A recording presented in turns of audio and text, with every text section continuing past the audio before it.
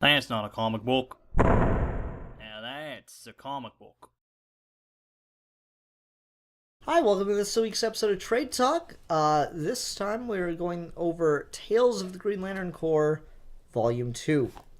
This has a ton of writers in it, so let me pull up my little thing and I'll talk about the writers and artists. Tons of creative talent on this one. We have Todd Klein. Oh, wait, hold on.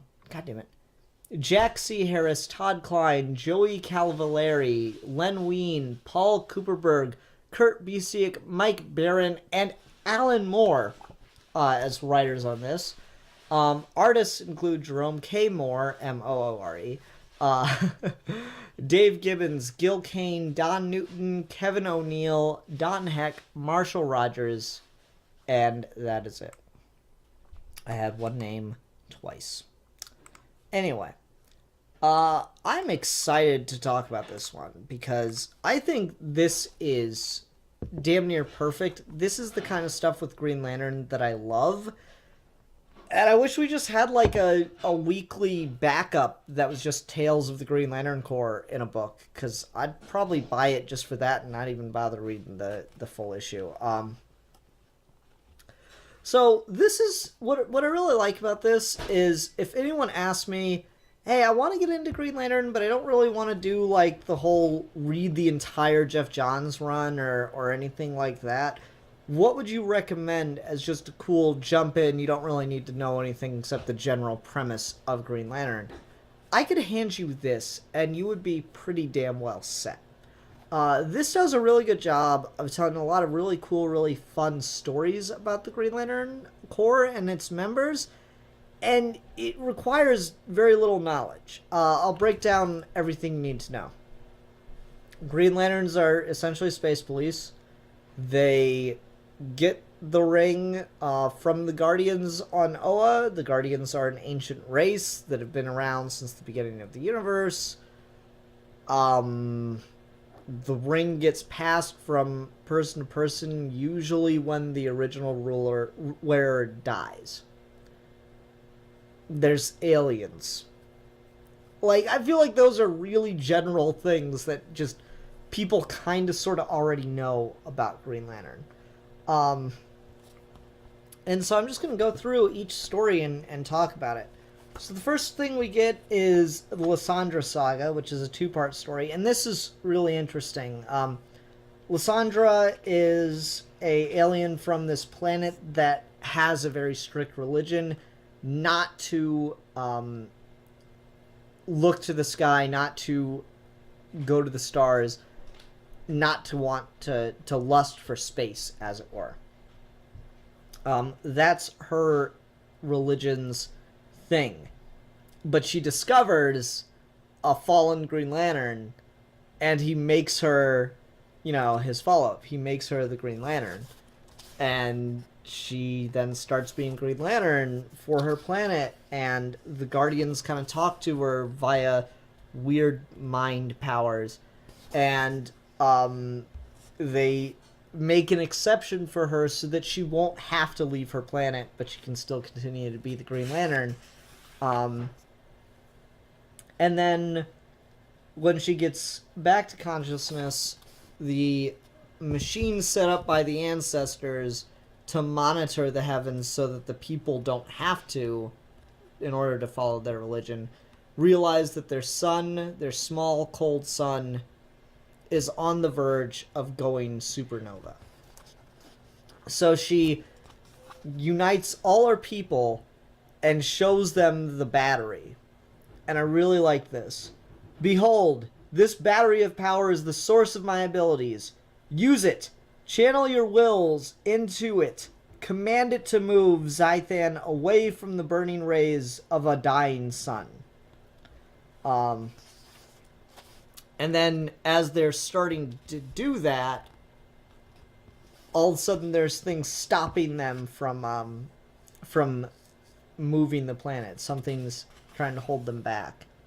And she has a brief chance to communicate with it through telepathy, and says that it is sacrilege to be looking up for a conversation or to venture outside of her atmosphere to talk to this thing that is stopping her planet from moving, so she requests that he come down and speak with her directly. Meanwhile, the planet's still moving. The alien comes down, and he is the Green Lantern put in charge of their sector, since she is not going to leave her planet. And he tells her that their sun is not actually a sun, but is a life form called Thar, which is the same name as their god. And that the life form is birthing after thousands of millennia. So they're able to stop the planet from moving, and the new sun is born, removing the ice from their planet. And that's just really cool. I just really like that story. It's awesome. It's just really, really cool the way that all works out. It's super epic. You know, there's moving a planet, there's a star having a child kind of thing. It's incredibly creative writing, and it's just fun, and it's like that kind of epic cosmic space scale that I really, really like, where it's just really out there sci-fi, but it totally works. The second story is called Dieter and Dragons, and it's about this Green Lantern who was an apprentice to another Green Lantern, and he tells a boy who is getting bullied a story about his first time using the ring, and how he misjudged and fought a dragon with it when the dragon wasn't really the problem. It was an evil king. So his mentor shows up and tells him of his mistake and everything that he did wrong.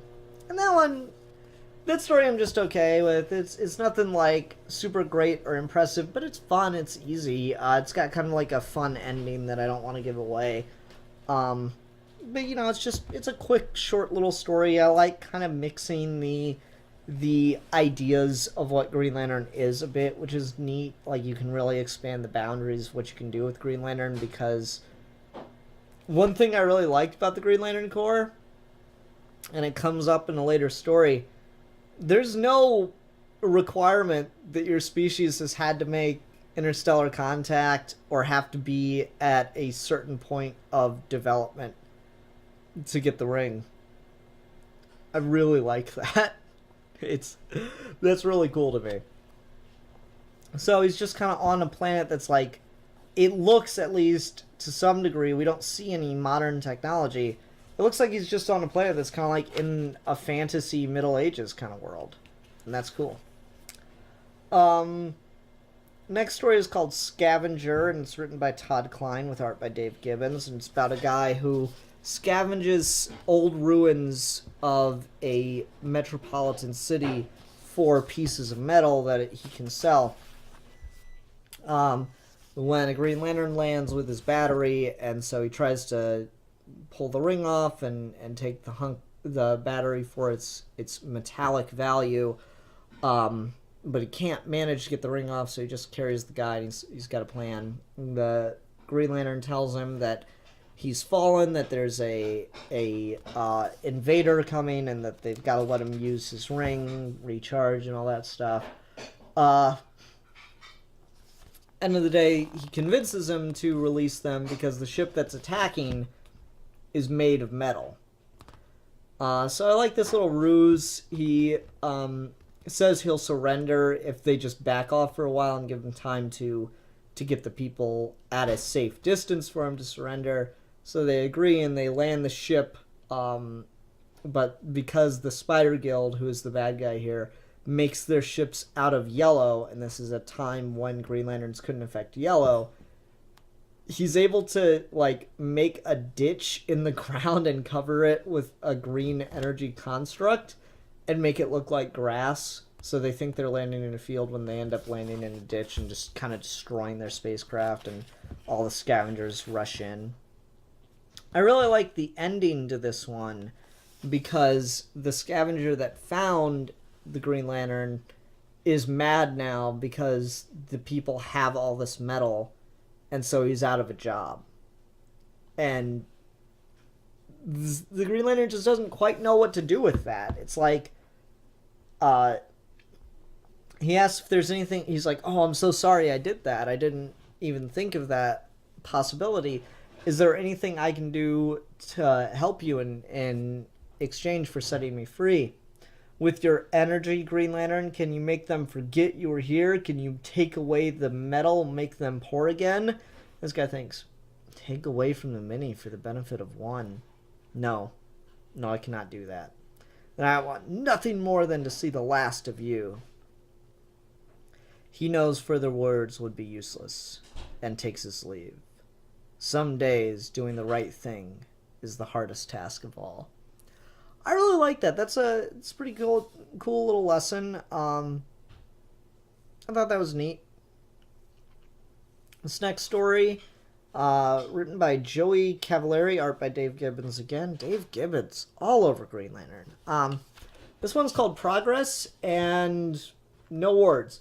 So what I really like about this one, I mentioned it earlier, you do not your civilization does not have to be at any, your race, your civilization, whatever, does not have to be at any degree of progress for you to get a Green Lantern ring. So we have the Spider Guild attacking a Green Lantern here. They shoot a ship down, it crashes, and kind of like an early caveman finds the ring. He puts it on and creates an umbrella to stop the rain. And then he sees his clansmen,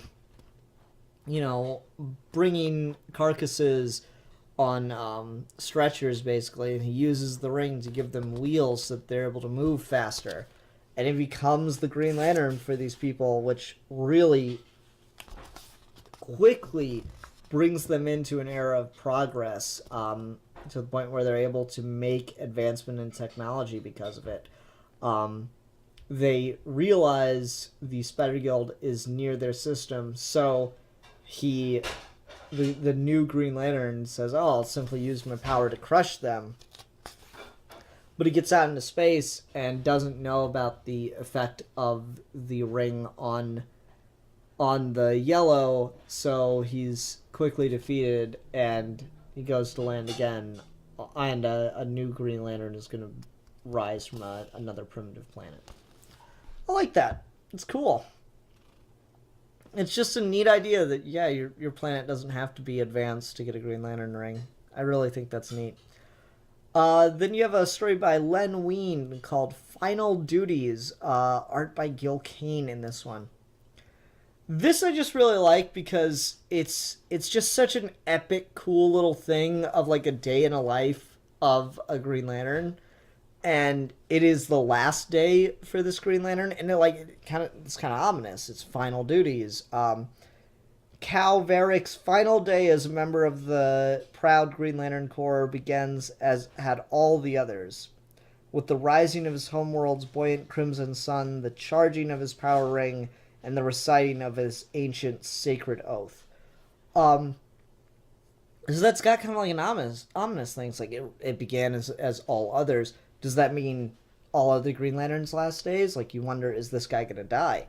So he goes out and he just like kind of patrols his sector to figure out what's going on in it on his last day.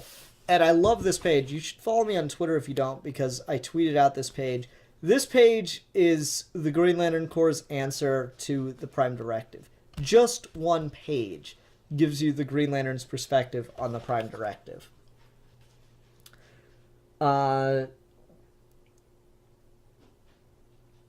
First, Cavalieri stops at -3, wielding his power ring to prevent a hydro train wreck and thus save thousands of lives. Then he flies on to -4. The planet is once again racked by violent quakes, he notes, threatening the primitive civilization which struggles to survive here. Cavalieri has rescued these peaceful tribes before, but he will not be here to do so again, and thus his choice is clear. The task takes slightly more than an hour. And when it is at last completed, Cavalieri is pleased. -4 is safe now, at least for the foreseeable future. And he thinks, they worship me without reason. I merely do as I was chosen to do. Nothing more, nothing special. And I like he just stitches the planet back together with constructs. That's cool. He stops a war between two planets. Just captures their whole army and brings it back to their own planet and kind of ruins their war machines. And then he stops on one other planet to catch a kite that a little boy has lost and an old man was trying to chase. And he returns the kite, sees a meteor storm heading for another planet, redirects it, softens its blow so it's able to land on a planet yet in the throes of life. So he thinks, perhaps I'm creating new life now. And then he returns to Oa to retire, which is a rare thing that happens with Green Lanterns. This guy talked about being a Green Lantern for a couple hundred years. So, that's a good age to do that, I think. And I was just, I don't know, it's a really cool moment that he returns to returns to Oa to retire from the Corps. So it was his final day as a Green Lantern. I gotta tell you, Gil Kane, I think I said, was the one doing the art on this. Really kills it. It looks great. I'm not typically a big fan of older art styles, but this looks really, really good. Look at that energy flowing out of the ring and the battery. It's so cool. And then just the way some of this stuff is handled, the constructs look really, really neat. I love the needle. I love the net. It's so simplistic, but it's just cool, this tube to redirect the meteors. And then once you get to the end, the central battery and the ring and all that stuff, it's really cool. Next one's a two-parter called Green Magic by Todd Klein with art by Dave Gibbons again. And this one, I really liked the premise, but the execution left a lot to be desired. The premise is really cool. On the solitary planet Rue, war has erupted between scientists and sorcerers. Caught in the crossfire is a young woman named Halrika Ran. Together with her sidekick Minky and her scientist friend Thark, she struggles to prevent an all-out attack, but only these three know that Hull is no mere sorceress. She is a Green Lantern. I like that. That is a really, really cool premise for a story, that you've got a civilization with both magic and science like we have on Earth in the DC universe, and you've got a Green Lantern kind of caught in the middle of it that comes from a sorcery background. It's a really neat idea. It's just a cool idea. There's a lot of cool art in this story by Dave Gibbons, but it doesn't get to end. There is another volume of this of Green Lantern Tales of the Green Lantern Corps, I'm sure, but I don't think that this story gets to end. Otherwise, they would have put it in here. But yeah, I don't know. It's a cool idea that just isn't handled very well. It gets kind of messy. Tries to do too much at once. I don't really know how you fix it. That's a big premise to work with, and I'm kind of losing interest in it. Just like halfway through, I'm like, this isn't really working for me, which is probably why they stopped. Not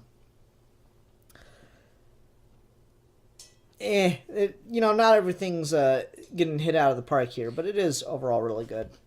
Oh, let me also say, I really, really like the old Green Lantern Corps logo, and that needs to come back, because that is a really, really cool title. I love that with all the fists raised in the air, creating the letters. I think that's really neat. Yeah, anyway. The next one is called One Night in a Bar on Laurel Hardy 11. This is written by Paul Kupperberg with art by Don Newton, and this is a cool story too. You're going to hear that a lot. This one's like a bar. Some guys are making a bet about this little furball that walks in, and the guy's like, oh, this guy's going to kick some ass, take some names. And the furball walks up to some guys playing poker, says, hey, are you these pirates? And they're like, just the fuck alone, little brat. And then furball comes in and kicks the shit out of him. Just knocks him to hell, and it's Chip. It's Chip the Green Lantern that's also a squirrel. Un momento.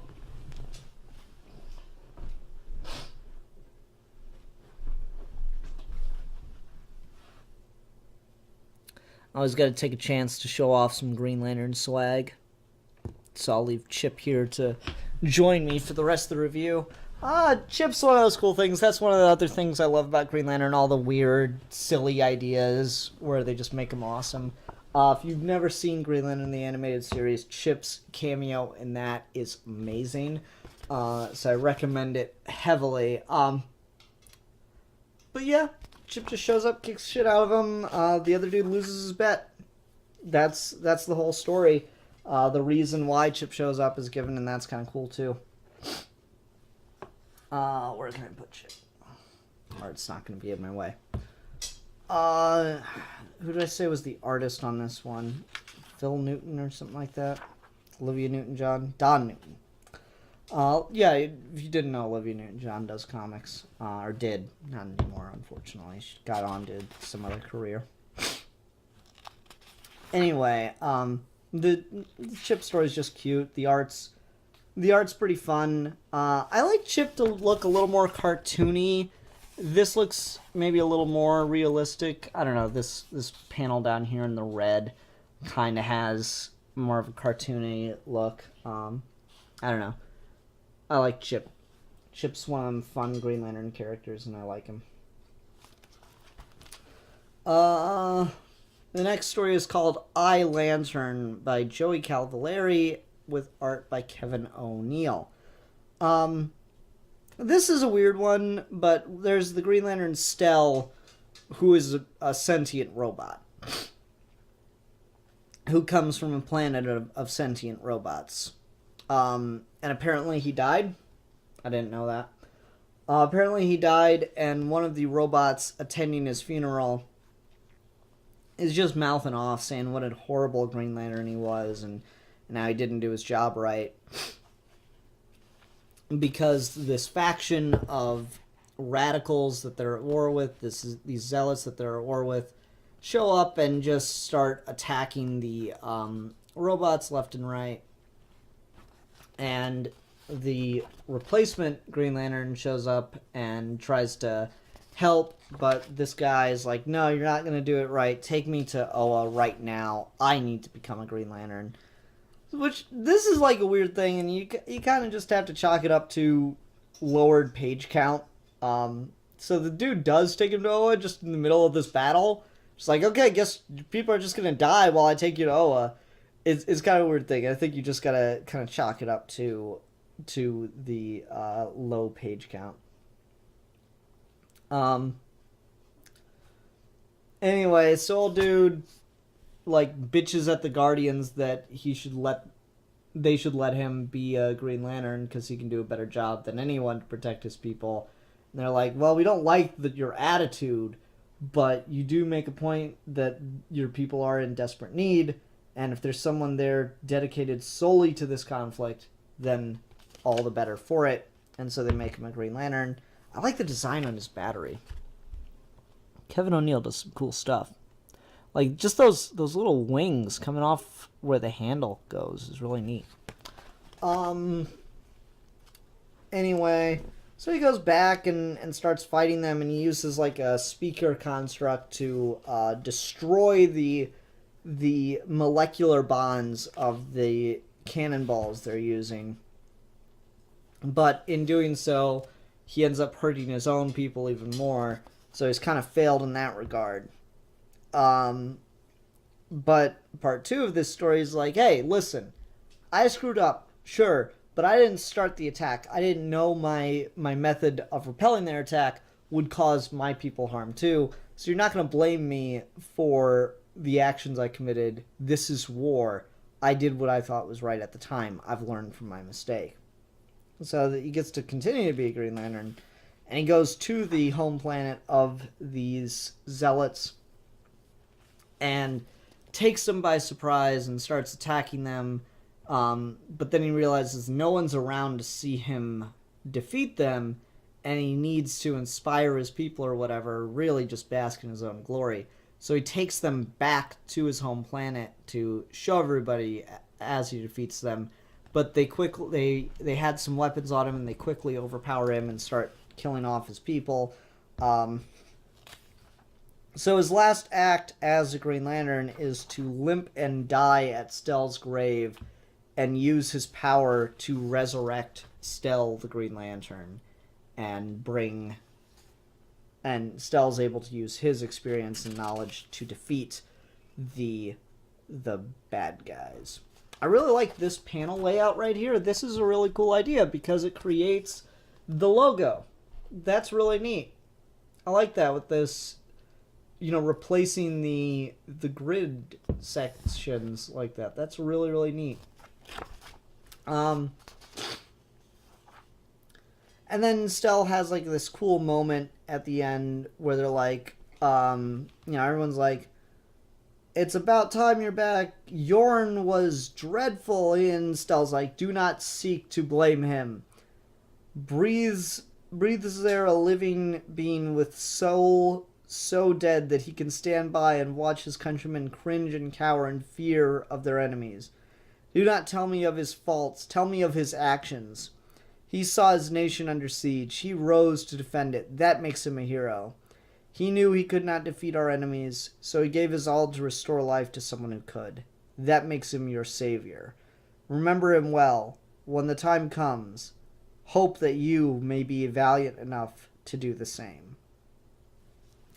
This is a really cool ending because, you see this guy's kind of a dick, and he doesn't know what he's doing, and he's kind of full of himself. But in the line, he put his life on the line for his people, and that is a really cool moment. So I really like that one. This next story, though, is called Burdens. It's written by Kurt Busiek with art by Don Heck. And this is probably my favorite story in this volume. This one shows a Green Lantern who's kind of like the leader of his people, and he's clearly a very old man. And he talks to them about everything he's done, how he helped, very long-lived lifespan for these aliens. He helped move their civilization forward over conceivably thousands of years and became their ruler. But now he's retiring, and there will need to be a replacement Green Lantern. I really, really like this one because he's held the hand of his people for generations to improve their lives. And he has, undeniably. He went from stopping, monsters and ending volcanoes and stopping criminals to solving, societal problems. I love this little exchange of dialogue. Oh, Green Lantern, your wisdom is evident in these pollution level standards, but it is so costly to comply with them. Could you relax them a little? I like that. That's cool. That a Green Lantern has put in measures to stop pollution on his planet. That's really neat. But then he's like, yeah, but I'm gonna retire now. I'm done. And I've talked to the Guardians, and we've agreed that there needs to be a new Green Lantern for my sector, but not for my planet. That the new Green Lantern will leave my planet alone because it needs to grow on its own. And that is my word. And he flies off, and I love this narration. He is not yet out of sight when the arguments begin. He is barely over the horizon when the fighting breaks out. Long before he reaches home, chaos reigns. And he gets there and talks to his wife. He's like, it is what I knew would happen. It is difficult to see them in such turmoil, but it must be endured. I know, but still, until today they would have revered your memory forever. Now they will vilify you. I only hope that left to themselves, they will regain what I took from them and become what they always should have been. I really like that idea, because we talk about this all the time with superheroes of why doesn't Superman just rule the world? And yeah, I mean, he could, and maybe it'd be a better world, but what happens when Superman gets old and dies? Assuming Superman can age or whatever. What happens with that? How do you deal with this? if superheroes come in and solve literally all our problems, we don't put any of that initiative on ourselves, then we have a society dependent on a person. What happens when they're gone?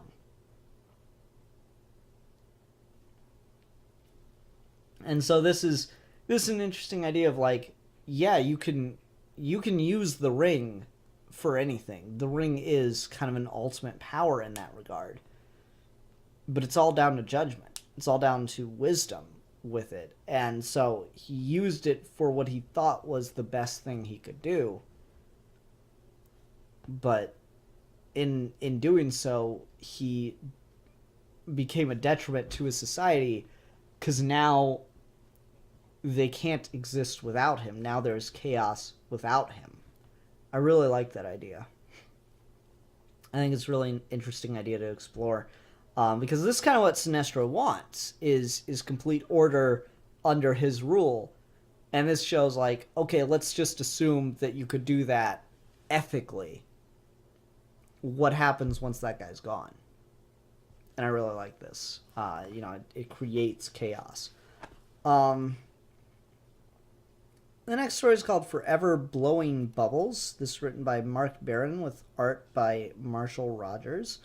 This is a neat little story where you have a Green Lantern who is a stay-at-home mother, and she asked for a replacement from the Guardians when she had her child, but the kid's 5 now and still hasn't come, so she's kind of just gotten used to being Green Lantern still. I don't know how I feel about that plot development. I mean, like, no, I'm okay with that. Like, say your mom was a police officer when she got pregnant with you, and the act of getting pregnant made her realize she didn't want to be in a job that could get her killed like that. I can understand wanting to retire for that reason, but just ultimately not being able to is a neat little twist on it. So there's some bad guys doing a bad thing in their town. She is a glassblower by profession. And she goes out to kind of stop these bad guys. While she's out, she finds some supplies for her child that he wants related to glassblowing, and she decides to hold on to them when she is caught by the bad guys in a yellow bubble, which neutralizes her power. But because she has this glassblowing tech thing with her, she's able to blow a bubble around herself that is red, and thus be able to break out of the bubble they've trapped her in, using her ring, since it's red from her side. I don't know how I feel about that, but whatever works. I guess, like, she expanded it to the point that it was the same size as the bubble, and then so breaking that broke the yellow bubble. She's able to save the day and get her son the supplies she wanted. I don't know, it's a cute little short story. It works for me.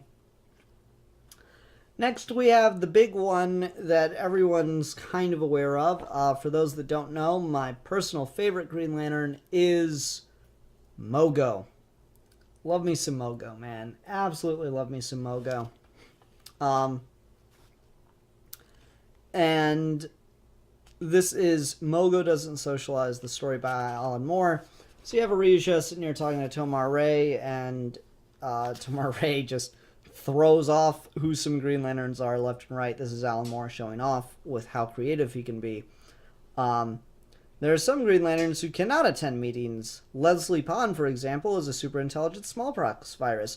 On the other hand, does attend meetings, but since he is an abstract mathematical progression, only the Guardians notice his presence. And as for Mogo, well, Mogo doesn't socialize. It's stupid. It really is. I love what they retconned with as a character, because they actually did a retcon him in as the mathematical expression of willpower. So for everyone that's like a super sci-fi nerd, it's like, oh, Green Lantern's just magic, it's not science. Well, you can mathematically express willpower in the DC universe, so therefore it is science in the DC universe. And I'm really pleased with that one. Yeah, but Mogo doesn't socialize the story of Bolfunga the Unrelenting, who comes to a planet seeking Mogo, the mysterious Green Lantern who has never been defeated.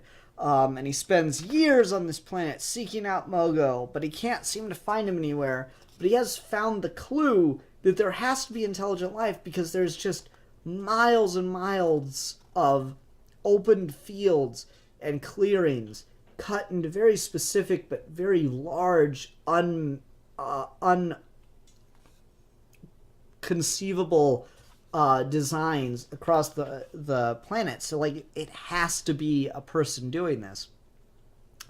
Someone with intelligence, rather. But Bolfunga spends years, and he decides to start creating maps to figure out where he searched for Mogo. And then, as he looks at his maps one day, he comes to a sudden realization, and it was then that Bolfunga the Unrelenting, well, relented, I suppose, as he shoots off the planet and tries to escape Mogo, the living planet. I love that story so much. It is so much fun. Dave Gibbons kills it on the art, too. It's just too much fun. Like, I love Tomar Ray's troll face at the end is adorable. And it's just too cool. And I love this line as at the end. It's his gravity field, you see. It would pull Oa apart. Of course, one day I'll have to tell you about some of the really big Green Lanterns.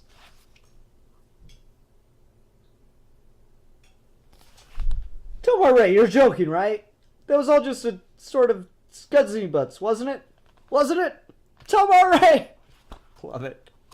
I love it. Mogo's one of my favorite characters in the Green Lantern books. He's just so cool and so serene and wise, and I love when Mogo shows up.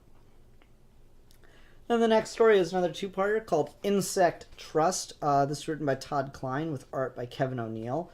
And this is another interesting story where we have a Green Lantern from an insectoid planet that has ended wars amongst the various clans, but this has caused a problem because now there's not enough food on the planet because they're insects. They breed like crazy and they're running out of food, and they don't want to work together to solve this problem.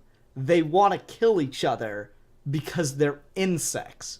You've never heard the phrase insect politics, you should look it up. But anyway, so like he's now dealing with this really big issue because like he wants them to divide the food and share it equally, but they're like, this is killing us slowly, but it's killing us. And that's when the Spider Guild shows back up again, and they decide to make this Green Lantern's planet into their latest breeding area. And so they're like taking it over, enslaving the inhabitants and all that stuff, and old dude has to what's his name?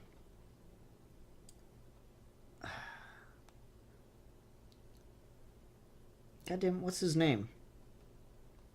I don't remember the Green Lantern's name. It's like Zax, X-A-X, I think.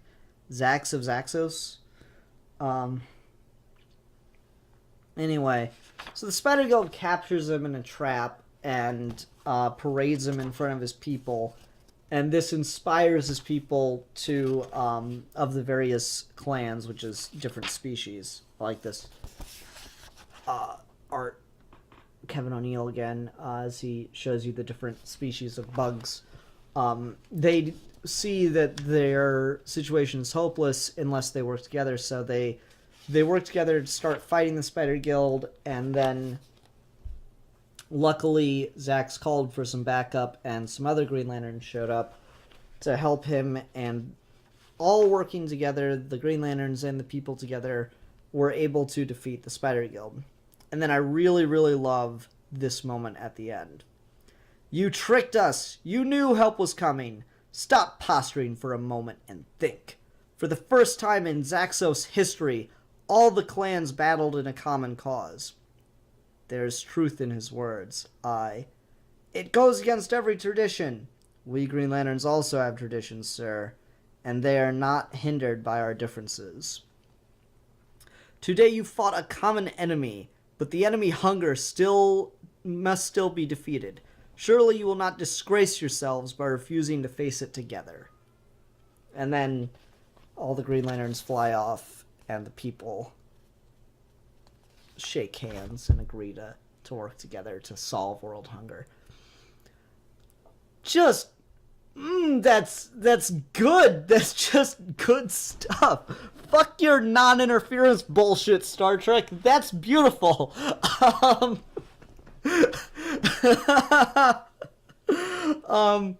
Man, I love that to death. That is just the best kind of thing. Wherein he has inspired people to work together to save lives. I think that's beautiful. To save their world. He united them against a common enemy and then said, good, now defeat hunger. Don't disgrace yourself. You can do this. And that's just really cool. It's really sweet. The next story is called Those Who Worship Evil's Might by Paul Kupperberg, and Gil Kane is the illustrator. I will say it is Zax of Zaxos, by the way, because he's in this story. I will say this one is definitely the longest story in the book because it is the last story.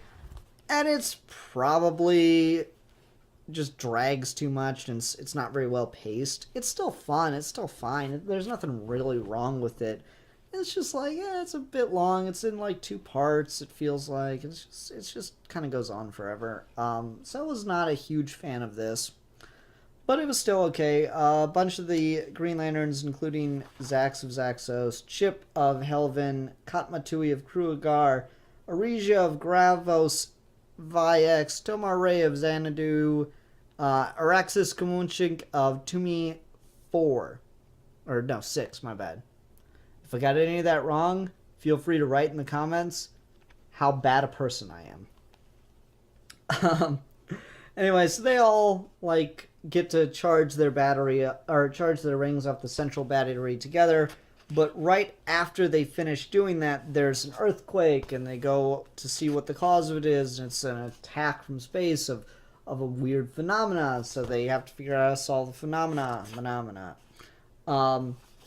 And they do, and then they get back to Oa and realize that 3 Guardians have been kidnapped, so they head off into space since they're the only ones with a full ring charge and the central battery has been compromised. They head off into space to go seek out the Guardians, and they break off into teams doing so. This seems really cool, where Tomar Ray and Arisia fly into a fucking sun. That's a feat and a half right there, as they dive into a sun, because that's where the trail leads, and their shields just have to, help them deal with it. That's cool. That's just neat right there. Anyway, so they get there and they find a Guardian, and then some monsters show up, and then it goes to the other team, and they get to a bar and they find a Guardian, and some monsters show up, and then it gets to another team, and they get somewhere and find a Guardian, and then some monsters show up. Then they're all united in some kind of weird dimension that bridges it all together, and they have to find a way to work together to defeat the bad guy. I don't know the name of the bad guy, though, off the top of the page.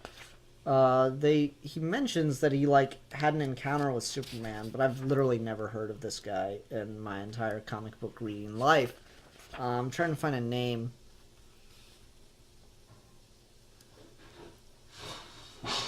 I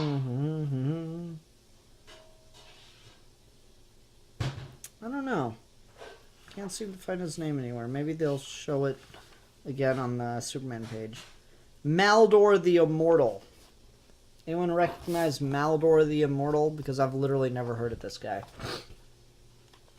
Anyway, they all have to band together and use their energy and blah, blah, blah, and fight the bad guy. It's just a really typical kind of you know, like I don't find this particularly compelling because I've just read Green Lantern stories before. One of the Green Lanterns, what's his name? I read it earlier. It's the one from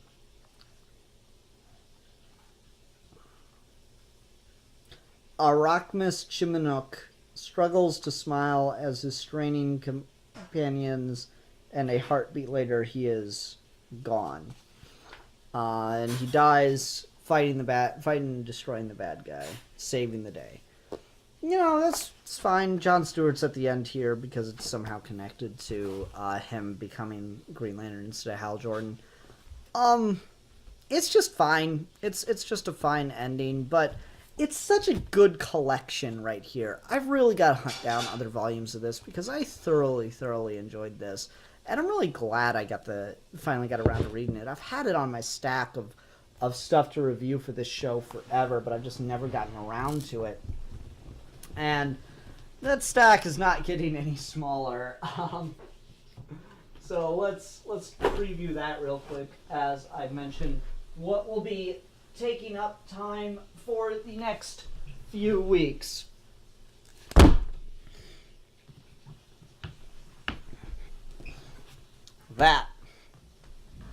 That is my stack to review. So, next few weeks we're going to be going over all of No Man's Land, including Cataclysm and Road to No Man's Land. Because I've been buying these trades since before the new 52 really got its new logo and everything, really got going. And I've still not had the chance to break them open because I was waiting to have all of them. Then I got Batman the Doom That Came to Gotham and Green Lantern Kyle Rayner and the first volume of Dan Slott and Mike Allred's Silver Surfer. And then, I don't know if you can tell by the spine, got Multiversity. Oh, I'm holding that the wrong way. Multiversity, upside down. I've got this all kinds of backwards. Yeah, so I'm excited to get into all that, but we'll be starting with Batman Cataclysm next week, folks. Hope you're there. Hope you enjoy it. Hope you have a good time. Everyone, thank you very much for watching Trade Talk and Comic Reviews, and I'll catch you next time. Bye. That's not a comic book. Now that's a comic book.